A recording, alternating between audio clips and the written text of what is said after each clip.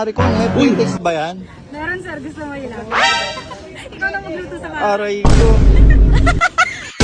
Okay mga ka-all goods, no, napadayo na naman tayo dito sa kahabaan ng Villalobos dito sa May Quiapo.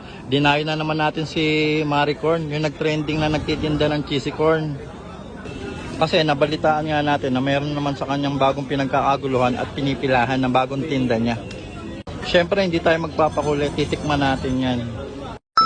Hi Ma'am Maricorn, kumusta po? Hi sir. Ma'am, balita ko po meron kayong bago ngayong ino-offer ah. Ano po ba yun ma'am? Bago ngayon, itong cheesy corn fries. Wow, bago ah. Magkano naman yan ma'am? Meron tayong maliit sir, small 60, yung 100 po malaki. Ah, sige ma'am, pa-order nga po ma'am kasi nabalitaan ko nga, excited na ako matikman. Mukhang kakaiba yan ma'am, no? Yes po, yung Fries siya. So, hindi po beef yung toppings nga, kundi cheese corn. Tapos meron pang corn. Yes, Grabe, corn no? po, tsaka cheese. Oh, sige po ma'am, pa-order po. Grabe ma'am, dahil ko nang nakita sa yung mga ano. Kakaiba sir. Oo, kakaiba talaga. Kailangan mag-unique tayo kasi pare-pareho na yung tinda rito. Bali ayan, ano yung nilagay mo dyan ma'am? French fries sir.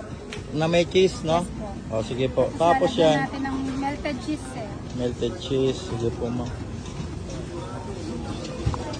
Overload ma'am ah. Yes po.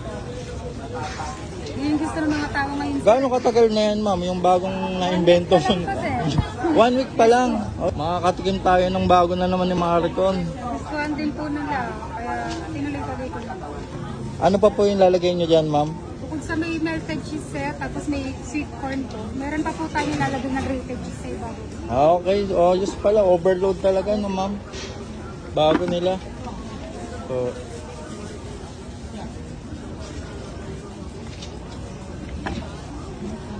tapos magkano lang yan ma'am? Isang 100. Ah, sulit na. Marami na rin. Good for 2 person na rin ma'am, no? Pwede. Dalawa na to. Makakain na ng mais, makakain ka pa po Oo, ng rice. sakto to sa mga jowa-jowa nyo. Oh. Mga nagde-date dyan habang nagsisimba. Ayun, sakto. Diretso na kayo dito kay Ma'am Maricorn. Para po sa mga hindi nakakaalam, anong oras po kayo nag-o-open dito at saan tayo matatagpuan? Nagbubukas po kami ng alas 12 ng tanghali hanggang gabi po, hanggat may tinda po kami. Dito lang po kami sa may Villalobos Street po, sa tapat po kami ng Wellmans. Ma'am Maricorn, kumusta naman ang buhay mo ngayon na isa ka na sa dinadayo ngayon dito sa Quiapo?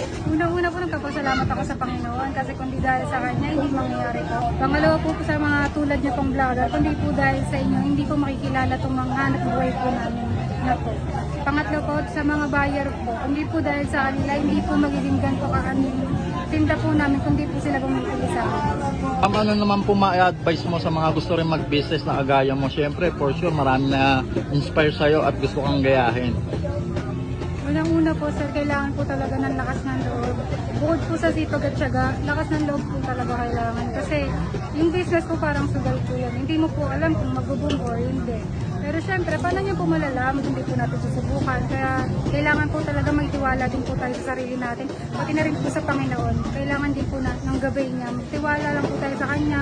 Manalangin lang po na ibibigay niya naman po kung para po sa atin para sa atin. So ayun mga ka-all goods, no, napadayo na naman tayo dito sa Villalobos, dito sa Quiapo. Dahil nabalitaan nga natin, si Maricorn may bago na naman tinitinda. Ito nga yun, yung cheesy corn with fries. Ayan no, na 100 pesos. At tingnan nyo naman guys, sobrang unique. Ang daming cheese. Oh, halatang hindi tinipid. Overload na overload talaga. At good for 2 person na to guys. Oh, for sharing, di ba? Ang dami. Tikman na natin. Grabe, kakaiba talaga to si Ma'am Maricorn. Kakaiba yung mga atake niya. Tikman natin.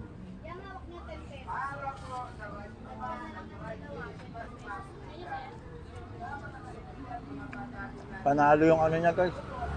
Creamy. Perfect ng combination niya.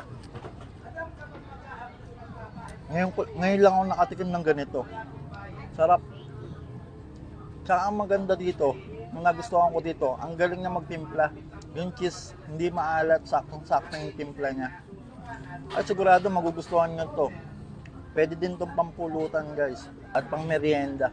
Kaya pag napadayo kayo dito sa may Villalobos, dito sa Quiapo, after nyo magsimba, diretso na kayo dito.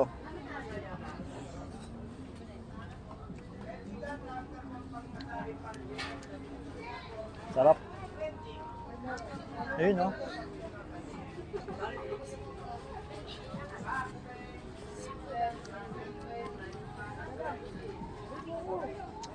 Magugustuhan nyo to guys. Promise. Yun, no? Solid.